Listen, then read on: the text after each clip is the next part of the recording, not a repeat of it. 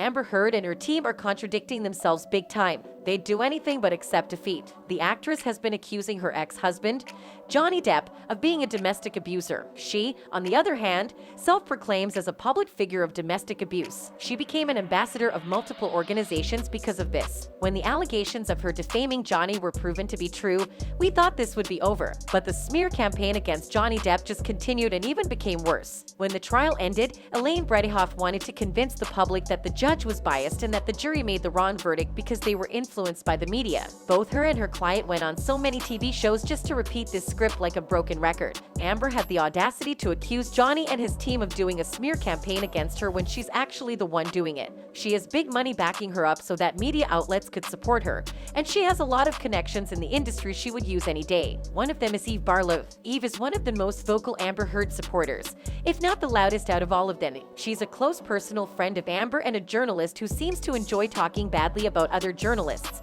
especially internet journalists. There was no day that she wasn't ratio D by Johnny's supporters, though she was actually at the defamation trial attending it in person but was banned from the courtroom after she was caught texting and tweeting during the trial. Of course, she went on social media after that, ranting and ruining Johnny Depp and his team. Eve is so proud of her friend and continues to support her in her smear campaign against her ex. What she doesn't realize is that her hypocrisy as a journalist can ruin Amber and make Johnny win even more. How come everyone's contradicting themselves on Amber's team? It's like a pattern. Eve tweeted once about doxing, which is what she and a lot of Amber Heard supporters have been doing all this time. They've been caught attacking people and spreading false information about them so many times, it's sickening. She once said that doxing is putting lives in danger, like a false prophet, because she doesn't realize that that's what she is doing. Now, she's saying that doxing is acceptable if journalists like her do it. Eve admits that doxing can get someone killed, yet she does it to great journalists who are transparent and honest about the defamation trial between her friend and Johnny Depp. So it's okay as long as it's not their image you're ruining.